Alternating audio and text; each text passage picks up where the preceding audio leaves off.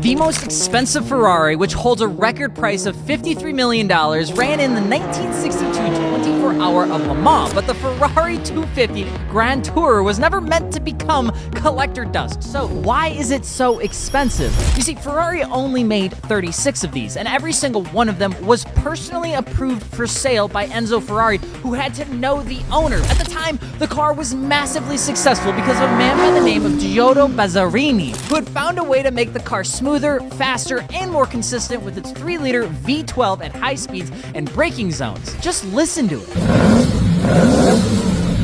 But the car used to sell for $50,000 in 1970, so what changed? Well, actually, Ferrari changed. The 250 GTO quickly became the flagship car of the Ferrari brand. Most historical 250 GTOs were bought and kept for decades, with the most popular sale being, yes, $53 million in 2018. We're in different tax brackets.